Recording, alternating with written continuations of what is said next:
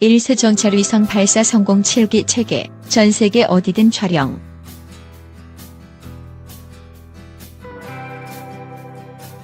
일본이 새로운 정보 수집 위성 발사에 성공했다.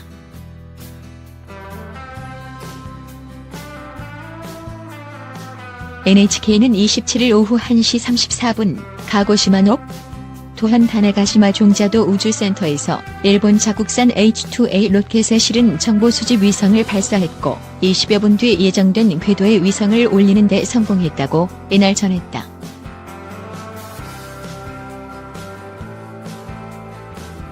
일본의 정보 수집 위성은 사실상 군사적 목적의 정찰 위성이다.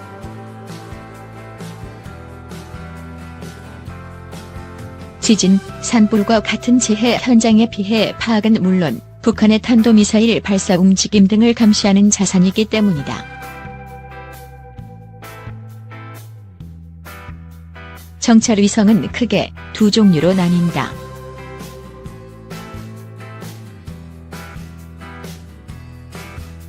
전파를 이용해 악천 후에도 정보 수집이 가능한 합성 개구 레이더 SAR, 신세틱 에퍼처 레이더 위성, 그리고 고성능 디지털 카메라와 적외선 센서를 이용해 지상을 관찰하는 전자광학요, 일렉트로프틱 적외선 IR, 인프라레드 위성 등이다.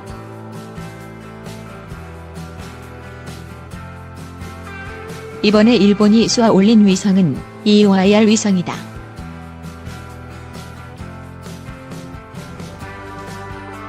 NHK는 이번 위성 발사 성공으로 일본 정부가 운영 중인 정보 수집 위성은 모두 7기가 됐다며 지구상 어떤 지점이든 하루 한 차례 이상 촬영할 수 있는 체제를 갖추게 됐다고 평가했다.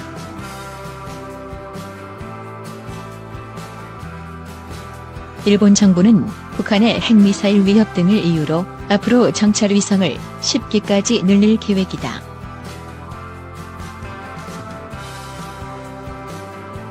반면 한국은 아직 정찰 위성을 한 개도 보유하고 있지 않다.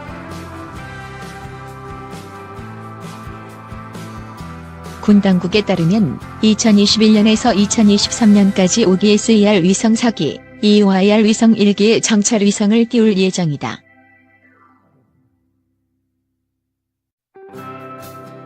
이런 공백기를 감안해 이스라엘, 프랑스, 독일의 위성을 임대해 사용하는 방안이 검토됐으나 상대국의 반대로 무산됐다.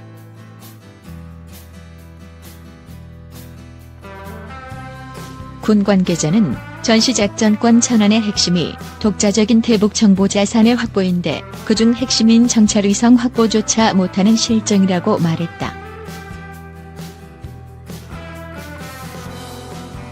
1조 2200억 원 규모 군용 정찰 위성 국산 개발 사업이 당초 목표와 달리 핵심 기술을 통째로 수입하는 무늬만 국내 개발인 것으로 드러났다.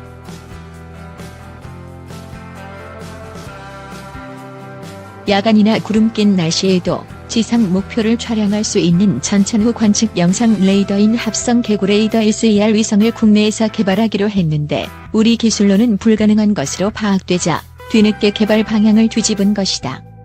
군은 SAR 위성 핵심 부분을 유럽 업체 탈레스 알레냐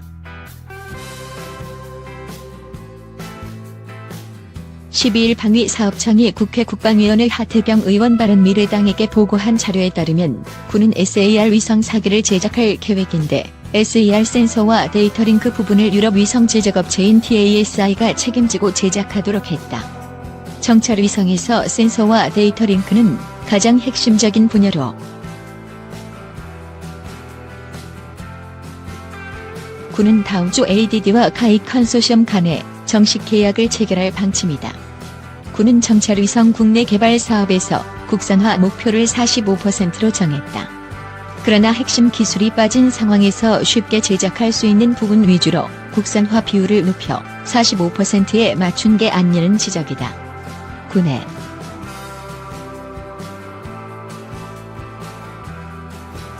서피스에겐 당신이 필요하다.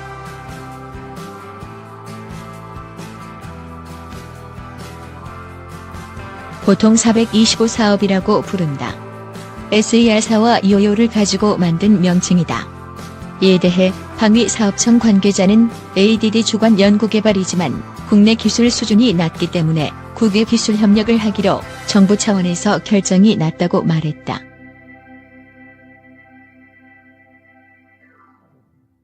자주 국방의 눈으로 불리는 독자 정찰위성 개발 사업 425 사업이 핵심 기술을 외국 업체에 돈을 주고 사와서 제작해야 할 처지다. 북핵 위협이 고조되던 2013년에 425 사업 추진이 결정됐으나 사업을 어느 부처가 주도할 것인지를 두고 국방부, 국가정보원, 과학기술정보통신부가 다툼을 벌였다. 결국 2018년 말이 돼서야 개발을 위한 정식 계약을 체결할 예정이다. 하지만 계약을 체결해도 문제가 해.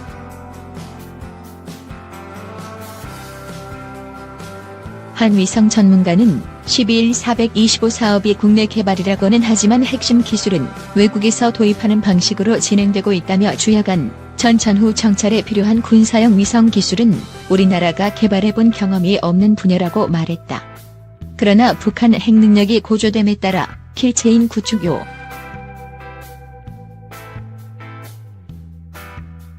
군 소식통은 독자적 정찰위성을 확보해야 북한 이동식 발사대 텔이 어디서 움직이는지 한국군 자체적으로 알아낼 수 있다며 전시작전 통제권 전환 조건을 달성하는 데도 425 사업이 필수적이라고 말했다. 그는 전작권 전환 조건 중 하나인 북핵 관련 초기 대응 능력 확보를 위해 우리 군이 북한 핵미사일 관련 정보를 스스로 파악하는 게 반드시 필요하다고 말했다. 군은 기존 계획보다 5년 이상 늦어진 425 사업을 진행시키기 위해 유럽 위성 제작업체인 TASI에서 전후 관 수입한 핵심 부분 가운데 일부는 국산화를 한다고 방위사업청은 덧붙였다. 방사청 관계자는 SER 센서의 제어 장치 등과 데이터 처리 장치 국산화를 추진한다며 TASI와의 협력을 통해 점진적으로 구성품 등을 국산화할 것이라고 말했다. 북한을 24시간 우주에서 들여다보면서 도발 조짐을 미리 알아내는 정찰위성 확보 사업이 시작됐다.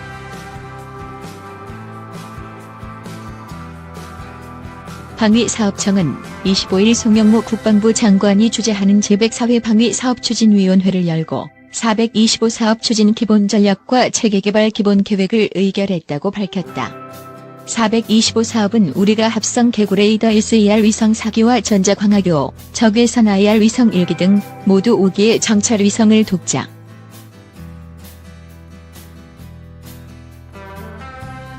(425) 사업은 SAR과 EO의 영어 발음을 각각 단 4와 25를 이어 붙인 425를 사업명으로 삼았다. 우리 정부는 2021년부터 2023년까지 차례로 5기의 위성을 띄운다는 계획이다. 2023년 사업 완료까지 공백을 메우기 위해 군 당국은 내년 초 4에서 5기의 정찰 위성을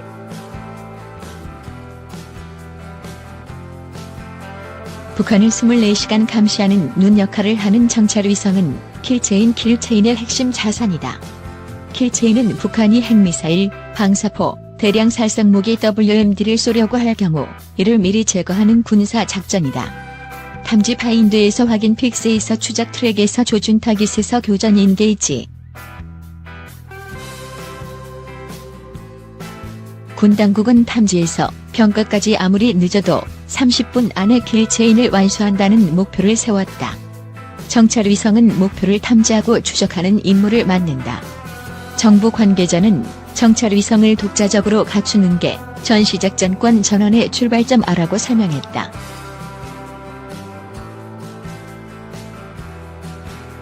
현재 우리 군은 타격 자산은 어느 정도 확보하고 있다. 그러나 정찰 위성은 미국에 의존할 수밖에 없다. 한국은 다목적 실용 위성인 아리랑을 운영하고 있지만 카메라의 해상도가 55cm급으로 군사적 목적의 정찰이 힘든 수준이다. 이처럼 시급한 상황이지만 425 사업은 여러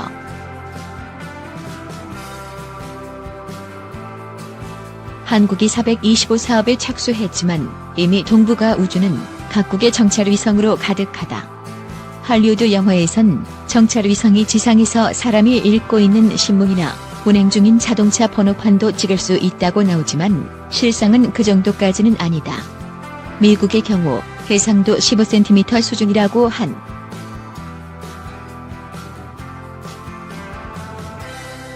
가장 촘촘한 정찰 위성망을 갖춘 나라가 미국이다. 미국은 미사일 엔진의 불꽃을 찾아내 미사일 발사를 탐지할 수 있는 조기 경보 위성 DSP와 우주 적외선 시스템 위성 SBIRS를 우주에 쏘아 올렸다. 열쇠구멍 키홀이라고 불리는 영상정찰 위성 레크로스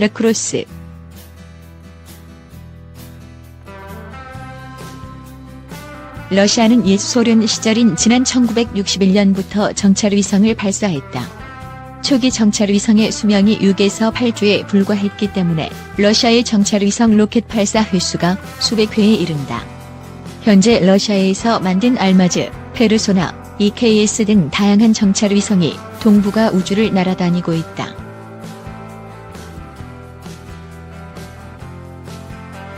중국의 첫 정찰위성은 지난 1975년 발사한 젠빙 전병이다. 지난 2006년 4월 발사된 젠빙 5호는 중국의 첫 SAR 정찰위성이었다. 중국은 이어 야오간 요감과 가오펀 고분 정찰위성을 발사했다. 그러나 중국 정부는 이들 위성이 군사용이 아니라 지구 관측이나 과학 실험용이라고 주. 일본은 1998년 8월 북한의 대포동 미사일 발사를 계기로 본격적으로 정찰위성을 개발했다. 정보 수집 위성으로 불리는 일본의 정찰위성은 영상정찰위성 4기와 레이더 정찰위성 2기를 보유하고 있다.